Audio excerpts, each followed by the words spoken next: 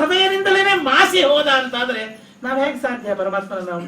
ಆಗ ಶಕಟಾಸುರನಿಂದ ಈ ದೇಹ ಅಪವಿತ್ರವಾದೀತು, ಎಚ್ಚರಿಕೆ ಇರಲಿ ಅಂತ ಪರಮಾತ್ಮ ಶಕಟಾಸುರನನ್ನ ಭಂಜನೆ ಮಾಡಿದ್ದಾನೆ. ಶಕಟಾಸುರನಿಂದ ಇದನ್ನು ನಾವು ತಿಳಿಯಬೇಕಾದ ತತ್ವ ಅನ್ನೋದನ್ನ ತಿಳಿಸಿಕೊಡ್ತಾ ಮುಂದೆ ತೃಣಾವರ್ತ 1 ವರ್ಷದ ಕೂಸಾದಾಗ ಬರ್ತಾನೆ. ಅವನು ಎಲ್ಲರ ಕಣ್ಣಿನಲ್ಲಿ ಮಣ್ಣು ಹಾಕಿ ದೇವರನ್ನ ಎತ್ತುಕೊಂಡು ಹೋದ. ಎಲ್ಲರ ಕಣ್ಣಲ್ಲಿ ಮಣ್ಣೆರಚಿ ನಮ್ಮಲ್ಲೂ ಭ್ರಾಂತಿಯನ್ನು ಹುಟ್ಟಿಸಿ ದೇವರ ಬಗ್ಗೆ ಅಜ್ಞಾನವನ್ನು ಹುಟ್ಟಿಸ್ತಕ್ಕಂಥ ಅನೇಕ ಜನ ತೃಣಾವರ್ತರು ಬರ್ತಾರೆ. ಅವರು ತಾವು ಹಾಳಾಗೋದಲ್ಲದೆ ಇನ್ನೊಬ್ಬರನ್ನು ಹಾಳು ಮಾಡ್ತಾರೆ. ಅಂಥ ವೇಳೆಗೆ ಕೃಷ್ಣನನ್ನ ಸ್ಮರಣೆ ಮಾಡಿದರೆ ಆ ಕೃಷ್ಣ ತೃಣಾವರ್ತನನ ಮೇಲಿನಿಂದ ಕೆಳಗಡೆಗೆ ಅಪ್ಪಳಿಸಿ ಬೀಳಿಸಿದ್ದಾನೆ. ದೇವರನ್ನ ಹೊತ್ತುಕೊಂಡು ಹೋಗೋದು 2 ಕ್ರಮದಲ್ಲಿ. ಏಕಾದಶಿ ಹರಿವಾಣ ಸೇವೆಗೆ, ಇನ್ನೊಂದು ದೇವರ ಪೆಟ್ಟಿಗೆ ತಗೊಂಡು ಭಾವೆ ಹಾಕ್ಲಿಕ್ಕೆ. ಅವಾಗ ಹೊತ್ಕೊಂಡೇ ಹೋಗ್ಬೇಕಲ್ಲ. 2 ಕಾಲಕ್ಕೂ ತಲೆಯ ಮೇಲೆ ಹೊತ್ತುಕೊಂಡು ಪ್ರಯಾಣ ಮಾಡಿ ಬಹಳ ಭಕ್ತಿಯಿಂದ ಎಲ್ಲಿ ಹೊಂಟೀರಿ? ಇಲ್ಲ, ಇದನ್ನು ಒಗಿಲಿಕ್ಕೆ ಹೊಂಟೀವಿ, ಹೊಸ ಮನೆ ಕಟ್ಸೀವಿ, ಈ ಹಳಿ ಪೆಟ್ಟಿಗೆ ಬೇಡಾಗ್ಯದ, ದೇವರ ಸಹಿತವಾಗಿ ಧಾಮಿ ಒಳಗೆ ವಿಸರ್ಜನೆ. ಎಲ್ಲಿ ಹೋಗ್ಬೇಕಂತ ಹೇಳಿದ್ರು ಸಮುದ್ರದ ಹಾಕು. ನಾನೊಂದ್ ಕಡೆ ಗಲಗಲಿ ಅಂತ ಒಂದು ಊರಿಗೆ ಹೋಗಿದ್ದೆ. ಅಲ್ಲಿ ಒಂದು ನರಸಿಂಹ ಶಾಲೆ ಗ್ರಾಮ, ಇದು ಯಾಕೋ ನಮ್ಮ ಮನೆಗೆ ಆಗಿ ಬರಂಗಿಲ್ಲ, ಅದಕ್ಕೆ ನದಿಯಾಗಿ ಒಗಿರಿ ಅಂತ ಹೇಳ್ಯಾರ ಅಂತ ಹೇಳಿದ್ರು. ನಾ ಅಂದೆ, ನಾನು ಒಂದು ನದಿನೇ, ಒಗಿರಿಲ್ಲಿ ಅಂತ ಹೇಳಿದ್ರು. ನಿಮಗೆ ಏನಾದ್ರು ನರಸಿಂಹದೇವ್ರ ತ್ರಾಸ ಆಗೋದು ನನಗಾಗ್ಲಿ, ನಿಮ್ಗೆ ಆಗೋದು ಬೇಡ. ಸುಳ್ಳಿನ ದೇವರನ್ನ ಒಗೆಯೋದು ನದಿ ಯಾಕೆ? ನದಿ ಪಾಲ ಮಾಡ್ಲಿಕ್ಕೂ ಹೊತ್ಕೊಂಡೋಗಿ ಒಗೆದು ಬರ್ತಾರೆ. ಇನ್ನೊಂದು ದೇವರನ್ನ ಹೊರೋದು ಹರಿವಾಣ ಸೇವೆ ಮಾಡೋ ವೇಳೆ, 2 ವೇಳೆ. ಅಂದ್ರೆ ಒಳ್ಳೆಯದಕ್ಕೂ ದೇವರನ್ನ ಹೊರಬಹುದು, ಕೆಟ್ಟದ್ದಕ್ಕೂ ದೇವರನ್ನ ಹೊರಬಹುದು. ದುಷ್ಟ ಜನರೆಲ್ಲ ಬಹಳ ಮೇಲೆ ಹೋಗ್ತಾರೆ, ಬಹಳ ಮೇಲೆ ಹೋಗ್ತಾರೆ. ಎಷ್ಟು ಮೇಲೆ ಹೋಗ್ತಾರೆ ಅಂದ್ರೆ ಅವ್ರು ಯಾರು ಹೇಳೋರಿಲ್ಲ ಕೇಳೋರಿಲ್ಲ, ಅಷ್ಟು ಮೇಲಕ್ಕೆ ಹೋಗ್ತಾರೆ. ವರ್ಧತ್ಯ ಧರ್ಮೇಣ ನರಹ, ಆಮೇಲೆ ಭದ್ರವಾಗಿರ್ತಾರೆ. ಸುತ್ತೆಲ್ಲ ಕೋಟೆಗಳನ್ನು ನಿರ್ಮಾಣ ಮಾಡ್ಕೊಳ್ತಾರೆ, ಅಂಗರಕ್ಷಕರನ್ನು ಇಟ್ಕೊಳ್ತಾರೆ, ತದ ಸಪತ್ತ ಅಂತ ಹೇಳಿ ಶತ್ರುಗಳನ್ನ ಗೆಲ್ತಾರೆ. ಆದ್ರೆ ಅವ್ರ ಸಾವು ಹೇಗೆ ಬರ್ತದೆ ಅಂದ್ರೆ ನಾಶ, ಅವ್ರ ಹೆಸರು ಅವರ ಶರೀರವೂ ಸಿಗದೇ ಇದ್ದ ಹಾಗೆ ನಾಶವನ್ನು ಹೊಂದ್ತಾರೆ. ಈ ತರಹ ಮನುಷ್ಯ ದೇವರನ್ನ ಹೊತ್ತುಕೊಂಡು ಮೇಲೆ ಹೋಗಿ ಅವನ್ನ ಕೊಲ್ಲಬೇಕು ಅಂತ ಹೊರಟಿರತಕ್ಕಂತಹ ಜೀವರಾಶಿಗಳಿಗೆ ಆಗುವ ಹಣೆ ಬರಹ ಇದು ಅಂತ ಅನ್ನೋದನ್ನ ತೃಣಾವರ್ತನ ಸಂಹಾರದಿಂದ ಪರಮಾತ್ಮ ತೋರಿಸಿಕೊಟ್ಟ. ಮುಂದೆ ಭಗವಂತ 3 ವರ್ಷದ ಕೂಸಾಗ್ತಾನೆ. ಬೆಣ್ಣೆ ಕಳತನ ಶುರು ಮಾಡಿದ. ಹಾಲು ಮೊಸರು, ಬರೇ ಬೆಣ್ಣೆ ಒಂದೇ ಇಲ್ಲ, ಹಾಲು ತಗೊಂಡ, ಮೊಸರು ತಗೊಂಡ. ಅವನಿಗೆ ಇದೇ ಅದೇ ಅಂತಿಲ್ಲ, ಇವೆಲ್ಲ ಪದಾರ್ಥಗಳು ಬೇಕು ಅಂತ. ಯಾಕೆ? ಮೊದಲಿಗೆ ಅದನ್ನು ತಿಳ್ಕೊಂಡ್ಬಿಡ್ರ, ಆಮೇಲೆ ಅವನಿಗೆ ತಗೊಂಡೋಗ್ಬಿಟ್ಟು ಮುಂದಿಂದು. ದೇವರು ಕಳತನ ಮಾಡಿದನೋ ಇಲ್ಲ? ಮಾಡಿದ. ಯಾಕೆ ಮಾಡಿದ ಅಂದ್ರೆ ಅವನು ಹೇಳಿದ, ನೀವಂತೂ ಕೊಡಂಗಿಲ್ಲ, ಅದಕ್ಕೆ ನಾನು ಕಳತನ ಮಾಡ್ತೀನಿ. ಯಾವಾಗ ಕೊಡೋದಿಲ್ಲ ಆಗ ಕಳತನ ಶುರುವಾಗ್ತದೆ. ಯಾವಾಗಲೂ ನಾವು ಎಲ್ಲ ಈಗ ಯಾಕೆ ಮನುಷ್ಯ ಕೆಳಗಿನಿಂದ ತಗೋತಾನೆ ಹೇಳಿ? ಅದು ಕಳತನನೇ ಅದು. ನಾನು ಸುಮ್ಮನೆ ಹೇಳ್ತಾ ಇದ್ದೆ, ಕೆಳಗಿನಿಂದ ಯಾಕೆ ತಗೋತಾನೆ? ಮ್ಯಾಲಿಂದ ಕೊಡಂಗಿಲ್ಲ, ಅದು ಕೆಳಗಿಂದ ತಗೋತೀವಿ ನಾವು. ಎಷ್ಟು ಕೊಡಬೇಕು, ನಮಗೆ ತೃಪ್ತಿ ಆಗುವಷ್ಟು, ನಾವು ಸಮೃದ್ಧವಾಗಿ ಕೊಡಬೇಕಾದಷ್ಟು ಕೊಡಬೇಕು, ನಾವು ತಗೊಳ್ಳೋದು ಅಲ್ಲ. ಅಫ್ಕೋರ್ಸ್ ನಮ್ಮ ಆಶಾನೇ ಹೆಚ್ಚಾಗಿಬಿಟ್ಟದ, ಅದಕ್ಕೆ ಮ್ಯಾಲೂ ತಗೋತೀವಿ, ತೆಳಗೂ ತಗೋತೀವಿ, ಕೊಟ್ಟರು ತಗೋತೀವಿ, ಕೊಡದೇ ಇದ್ರು ತಗೋತೀವಿ, ಅದು ಮಾತು ಬೇರೆ. ಆದ್ರೆ ಸಾಮಾನ್ಯವಾಗಿ ಇನ್ ಜನರಲ್ ಆಗಿ ನಾವು ವಿಚಾರ ಮಾಡಿದಾಗ ಮನುಷ್ಯ ಸಮೃದ್ಧರಾಗಿ ಇದ್ರೆ ಕಳತನ ಮಾಡುವ ಪ್ರಸಕ್ತಿ ಬರೋದಿಲ್ಲ. ಆದ್ರೆ ಸಮೃದ್ಧಿಯಲ್ಲಿ ಕಡಿಮೆ ಇದೆ, ಎಲ್ಲಿ ಕೊರತೆ ಇದೆ ಅಲ್ಲಿ ಯಾವಾಗಲೂ ಕಳತನ ಆರಂಭವಾಗ್ತದೆ. ಪರಮಾತ್ಮ ಹೇಳ್ತಾನೆ, ಎಲ್ಲಿ ಔದಾರ್ಯ ಇಲ್ಲ ಅಲ್ಲಿ ಕಳತನ ಮಾಡಬೇಕು. ದೇವರಿಗೆ ಕೊಡಬೇಕು ಅಂತ ಸದ್ಬುದ್ಧಿಯಲ್ಲಿ ಇಲ್ಲ ಅಲ್ಲಿ ನಾನು ಕಳತನ ಮಾಡ್ತೀನಿ. ಏನ್ ಮಾಡ್ಲಿಲ್ಲ, ನೀವಂತೂ ಕೊಡೋದಿಲ್ಲ, ಅದಕ್ಕೆ ನಾನು ಕಳತನ ಮಾಡ್ತೀನಿ. ನಾನು ಮಾಡೋದು ಕಳತನ ಆಗೋದಿಲ್ಲ, ನೀವು ಕೊಡದೇ ಇರೋದು ಕಳತನ ಆಗ್ತದೆ. ಯಾಕಂದ್ರೆ ನೀವೇ ಇಟ್ಕೋದಿರೋದು. ಸಸ್ತೇನೋ ದಂಡ ಮರಹತಿ. ಕೃಷ್ಣ ಉಲ್ಟಾ ಹೇಳಿಬಿಟ್ಟು ತಂದೆ ವ್ಯಾಖ್ಯಾನ. ಭಾರಿ ಬುದ್ಧಿವಂತರಿ ಕೃಷ್ಣ. ತನ್ನ ಮೇಲೆ ಹಾಕೊಳ್ಳಿಲ್ಲ, ನಾನು ಮಾಡಿದ್ದು ಕಳತನ ಅಲ್ಲ, ನೀವು ಇಟ್ಕೊಂಡ್ರೆ ಮಾತ್ರ, ನಿಮಗಾಗಿ ನೀವು ಇಟ್ಕೊಳ್ತೀರಲ್ಲ, ಆ ವಸ್ತು ನಂದು. ಯಾರೋ ಪಾಪ ಮಿಕ್ಸರ್ ಕೊಟ್ಟಿದ್ದಾರೆ, ಅವರು ಅಮೆರಿಕಕ್ಕೆ ಹೋಗ್ಬಿಟ್ರು, 6 ತಿಂಗಳು ಬರಲೇ ಇಲ್ಲ. ನಾವು ಟೆನೆಂಟ್ ಹಚ್ಚಿಲ್ಲ. ಇನ್ನು ಬಂದ ಮೇಲೆ ಮಿಕ್ಸರ್ ಕೊಡ್ರಿ, ಏನ್ರಿ 6 ತಿಂಗಳಾಯ್ತು, ತಿರುಗಿ ತಗೊಳ್ಬೇಕಂತ ಪದ್ಧತಿ ಅದನ್ನ ಇಲ್ಲ, ಇದೇನು ಕೊಡಾಗ ಹೋರಿ ಅಂತಂದ್ರೆ ಹೇಗೋ ಹಾಗೆ ದೇವರು ನಮಗೆ ಬಾಡಿಗೆ ಕೊಟ್ಟಿದ್ದಾನೆ ಈ ದೇಹ. ತಗೊಳ್ರಪ್ಪ, ಬಾಡಿಗೆ ಕೊಟ್ಟಿದ್ದಾನೆ ಎಲ್ಲ ಪದಾರ್ಥಗಳು, ಭೌತಿಕ ಪದಾರ್ಥಗಳು, ಇದನ್ನು ಬಳಸು ನೀನು. ಆ ಬಳಸುವ ಪದಾರ್ಥಗಳನ್ನ ಪರಮಾತ್ಮ ಏನು ನಮ್ಮಂದ ಕಿತ್ಕೊಳ್ಬೇಕಂತೆ ಕೂತಿಲ್ಲ, ನನಗೆ ತೋರಿಸಿ ತಿನ್ರಿ. ಕೊಟ್ಟು ತಿನ್றது ತಪ್ಪಾಗ್ತದೆ. ದೇವರಿಗೆ ಕೊಟ್ಟು ತಿನ್ರಿ ಅದು ತಪ್ಪಾಗ್ತದೆ.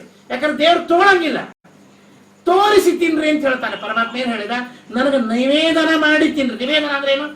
ನಿವೇದನ ಮಾಡಿದ್ರೆ ಸ್ವಾಮಿ ಗುರುಗಳು ಹೇಳುದು ಎಲ್ಲ ನಿಮ್ದೇ ಇರುತ್ತೆ, ಎಲ್ಲ ನಿಮ್ದೆ. ನಾರದರು ಹೋಗಿ ಹೇಳಿದ್ರಂತೆ, ಶ್ವೇತ ಯಾತಿ ರಾಜನ ಒಬ್ಬ ಗೆಳೆಯ ಇದ್ದ, ಅವನ ಮನೆಗೆ ಹೋಗಿದ್ರಂತೆ ನಾರದರು. ಒಳ್ಳೆ ವಿಮಾನ ಕಾಣಿಸ್ತು, ಇದು ನನಗೆ ಬೇಕಪ್ಪ ಅಂತಂದ್ರೆ, ಎಲ್ಲ ನಿಂದೆ ಸ್ವಾಮಿ, ಹಂಗ ಅನ್ಬೇಡ ಅಂತ ಹೇಳಿ. ಎಲ್ಲ ನಿಂದೆ ಅಂತಂದ್ರೆ ಯಾವ್ದು ನಮ್ದಲ್ಲ ಅಂತ ಅರ್ಥ. ಯಾರ್ದೋ ಮನೆಗೆ ಹೋದಾಗ ನಾವು ನೋಡಿದ್ವಿ, ಚಲೋ ಪದಾರ್ಥ ಕಾಣಿಸ್ತು, ಎಲ್ಲ ನಿಮ್ದೇ ಆಚಾರ್ಯ ಅಂದ್ರೆ ಎಲ್ಲ ನೋಡುದು ಹೋಗುದಷ್ಟೇ, ನಿಮ್ದು ಯಾವುದೋ ಅಲ್ಲ, ಗಪ್ ಗುಡ್ಲಿ ಅಂತ ಅರ್ಥ ಆದದ್ದು. ನಿಮ್ದೇ ಅಂತಂದ್ರೆ ಏನು? ತಗೊಂಡು ಹೋಗುದಂತ ಅರ್ಥೇನು ಅಲ್ಲ.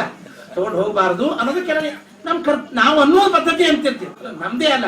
ನೀನ್ ಎತ್ತಿ ಕೊಟ್ಟದ್ದು ನಮ್ದಾಗ್ತದಪ್ಪ, ಏನ್ ಕೊಡ್ತಿ ಕೊಡು, ಅದು ತಗೊಂಡು ಹೋಗ್ತೀನಿ ಅಂತ ಅರ್ಥ. ಆದ್ದರಿಂದ ಪರಮಾತ್ಮ ಎಲ್ಲ ನಿಮ್ದೇ ಅಂತನೋ ಹಾಗಿಲ್ಲ. ಎಲ್ಲ ನಿಮ್ದೇ ಅಂದ್ರೆ ಏನರ್ಥ? ಎಲ್ಲ ನಿಮ್ದಲ್ಲ, ನಮ್ದು ಅಂತ ನನಗೆ ಕೊಟ್ಟು ನಮ್ದಾಗ್ತದೆ. ಅದಕ್ಕೆ ಭಗವಂತ ಹೇಳ್ತಾನೆ, ನಿವೇದನ ಅಂದ್ರೆ ಏನು? ತೋರಿಸೋದಷ್ಟೇ ದೇವರಿಗೆ, ಕಣ್ಣಿನಿಂದ ನೋಡ್ತಾನೆ ಸಾಕು, ಅಷ್ಟಾದ್ರೂ ಮಾಡು, ನನಗೆ ಸಂತೃಪ್ತಿ ಆಗ್ತದೆ. ನಾನು ಕೊಟ್ಟದ್ದನ್ನ ಅಟ್ಲೀಸ್ಟ್ ಉಪಕಾರ ಸ್ಮರಣೆ ಮಾಡಿ, ನನ್ನ ಊಟ ಮಾಡಿದ ತಾನ ಅಡ್ಡಿ ಇರಪ್ಪ, ಚಲೋ ನನಗೆ ತೋರಿಸ್ತಿಂತಾನ ಸಾಕು ಅಂತಂದು ಸಮಾಧಾನ ಪಡ್ತಾನೆ. ತೋರ್ಸಂಗೆ ಇಲ್ರಿ, ದೇವ್ರು ಬರ್ತಾನಂದ್ರೆ ಬಾಗಿಲು ಹಾಕೊಂಡು ಕೂತಿರ್ತೀವಿ ನಾವು. ನೈವೇದ್ಯ ಮಾಡೋದು ಆಗಂಗಿಲ್ಲ ನಮಗೆ ನೈವೇದ್ಯ ಮಾಡ್ಲಿಕ್ಕೆ.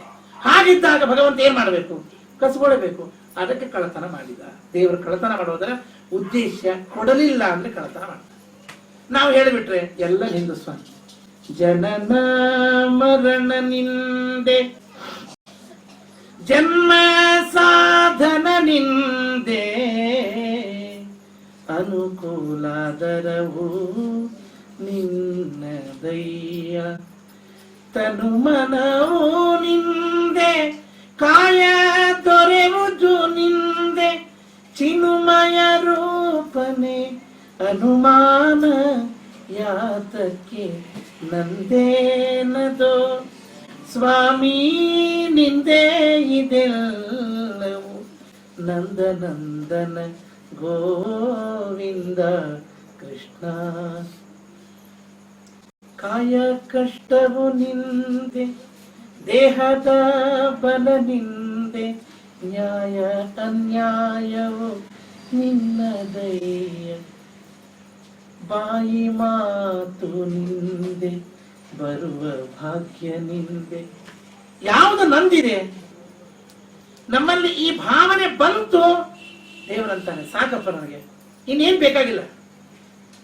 ಇಷ್ಟು ಭಾವನೆನೂ ನಾವು ತಾಳದೆ ನಾವು ತಿಂತೀವಿ ಅಂತಾದ್ರೆ ಸಸ್ತೇನೋ ದಂಡಮರ್ಹತೆ. ಆತ್ಮಾರ್ಥಂ ಯಃ ಪಚೇತ್, ನಿನಗಾಗಿ ಯಾವಾಗ ಪಾಕ ಮಾಡ್ಕೊಳ್ತೀಯೋ ಇನ್ನೊಬ್ಬರಿಗೆ ಕೊಡೋದಿಲ್ಲವೋ ಅದು ನಿನ್ನ ಪಾಪ. ಅದು ಸಸ್ತೇನಃ, ಅವನು ಕಳತನ ಮಾಡ್ತಾನೆ. ಭಗವಂತ ಎಷ್ಟು ಚೆನ್ನಾಗಿ ಕಳತನದ ವ್ಯಾಖ್ಯಾನವನ್ನು ನಮಗೆ ಬರೆದು ಕೊಟ್ಟಿದ್ದಾನೆ.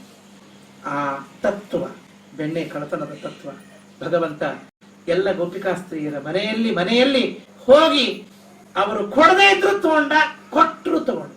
ಕೊಟ್ಟವರಿಗೆ ಅನುಗ್ರಹ ಮಾಡಿದ, ಕೊಡದೇ ಇದ್ದವರಿಗೆ ಕಸಿದುಕೊಂಡು ಅನುಗ್ರಹ ಮಾಡಿದ.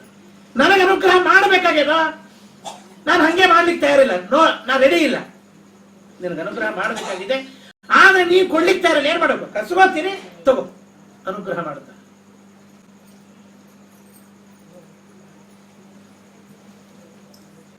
ಹಯಗ್ರೀವ ರೂಪಿಯಾಗಿ ಪರಮಾತ್ಮ ಒಬ್ಬ ಯಜಮಾನನ ಕುದುರೆಯ ಕುರೂಪದಿಂದ ಹೋಗಿ ಕಡಲೆಗಳನ್ನ ತಿಂದ.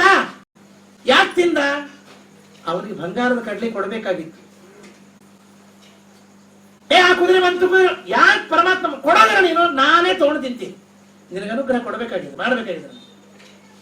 ಇಷ್ಟರೇ ದೇವರಿಗೆ ನಾವು ಆಗಬೇಕು ಎಂದಾಗಿದೆ. ನಮ್ಮನೆಯಾಗ ದೇವರು ಕಳತನ ಮಾಡ್ಲಿಕ್ಕೆ ಈ ಸುಡುಗಾಡಿ ಈ ಕಾರಣ ತಗೊಂಡು ಹೋಗ್ಬಿಡ್ತಾರೆ. ಈ ಕಡೆ ಅದು ಇಲ್ಲ ಅಂದ್ರೆ ಏನಾಯ್ತು? ಇತೋ ಭ್ರಷ್ಟ ತಥೋ ಭ್ರಷ್ಟ ನಮ್ದು. ಈ ಕಡೆ ದೇವರು ಕಳತನ ಮಾಡಂಗಿಲ್ಲ, ದೇವರನ್ನ ಕಳತನ ಮಾಡಿದ್ದ ಅಂತಂದ್ರೆ ಕೃಷ್ಣಾರ್ಪಣ ವಸ್ತು, ಭಗವಂತ ನೀ ಕಳತನ ಮಾಡಿದಕ್ಕೆ ನಮ್ ಪುಣ್ಯರೇ ಬಂತು ಅಂತ ಅನ್ಬಹುದು. ಅದಂತೂ ಇಲ್ಲ. ಇವ್ರು ಯಾರೋ ತಗೊಂಡು ಹೋಗ್ಬಿಡ್ತಾರೆ. ನಾವೇ ಸ್ವಂತ ಬುದ್ಧಿಯಿಂದ ಕೃಷ್ಣಾರ್ಪಣ ಅಂತಂದ್ರೆ ಪುಣ್ಯ ಬರ್ತಿತ್ತು, ಅದು ಆಗಿಲ್ಲ. ಈಗ ಎರಡೂ ಕಡೆಯಿಂದ ನಾವು ವಂಚಿತರಾಗಿ ಬಿಡ್ತೀವಿ. ಅದಕ್ಕಾಗಿ ಭಗವಂತ ಹೇಳ್ತಾನೆ, ನೀನೇ ದಯಮಾಡಿ ಕೊಟ್ಟು ಬಿಡು, ನಿಂದೂ ಉಳಿತದೆ, ನಿನಗೆ ಪುಣ್ಯನೂ ಬರ್ತದೆ. ಸೊ ಎರಡೂ ಕಡೆಗೆ ಲಾಭ ನಿನಗೆ ಇದೆ.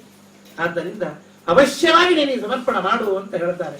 ಗೋಪಿಕಾಸ್ತ್ರೀಯರು ಹಬ್ಬ, ಅವರು ಒಬ್ಬರಿಗಿಂತ ಒಬ್ರು ಗರಿಷ್ಠ ಭಕ್ತಿಶಾಲಿಗಳು. ಅವರೇನು ಸಾಮಾನ್ಯ ಅಂತ ತಿಳಿಬಿಟ್ರೆ, ಅಪ್ಸರಾಸ್ತ್ರೀಯರು ಅವರೆಲ್ಲ ವರ ಪಡೆದು ಕೃಷ್ಣನ ಅಂಗಸಂಗಕ್ಕಾಗಿ ಹುಟ್ಟಿ ಬಂದವರವರೆಲ್ಲ. ಕೃಷ್ಣನ ಬಗ್ಗೆ ಅಪರಂಪಾರ ಭಕ್ತಿ. ಆದ್ರೆ ಆಗಾಗ ರಜೋಗುಣ ಬರ್ತದೆ. ಬರೇ ಭಕ್ತಿನೇ ಯಾವಾಗಲೂ ಇರ್ತಂತ ತಿಳ್ಕೋಬೇಡ್ರಿ.